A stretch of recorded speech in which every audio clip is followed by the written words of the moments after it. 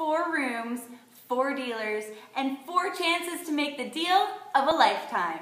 Hi, I'm Maddie-Jo Tilley, host of the new CBC series, 4 Rooms.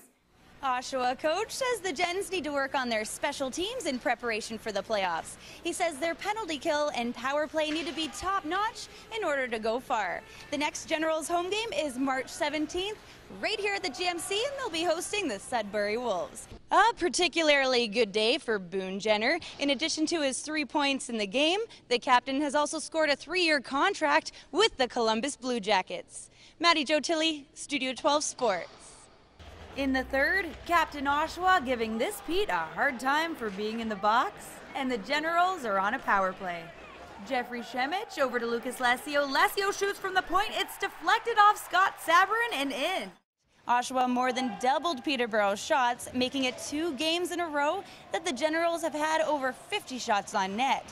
The next Generals home game is this Friday night, where they'll be hosting the Brampton Battalion right here at the General Motors Center. At the Old Timers Hockey Challenge Classic, they fought the law. It's retired NHL superstars versus the boys in blue for a fun game of stick and puck. Gary Lehman played with the Toronto Maple Leafs for 10 years, but left and won the Stanley Cup with Montreal in '93. The fans are they're turning out. I have a great time. Well, I'm a sports reporter for the Oshawa Generals, cover other sports too, but you led them to the 1990 Mem Cup. Are you still a Jennies fan yourself? Absolutely, we're tied 2-2. And Robert Brickey is a coach for the new Pro Basketball League in Canada, the NBL, coaching for none other than the Oshawa Power. Coach Brickey, over March break, you're going to be putting on a kids camp for basketball. Tell me a little bit about that. Man, I'm really excited to have that. It's game 2 of the Oshawa Generals versus Niagara Ice Dogs, and the Oshawa crowd is a crazy one.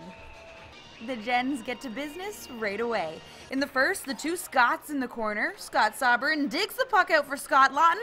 Lawton with a beauty backhander.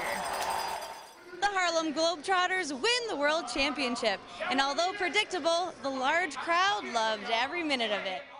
The machine is off to a strong start. Getting offensive on a penalty kill, John Ray cradles the ball and tosses it in.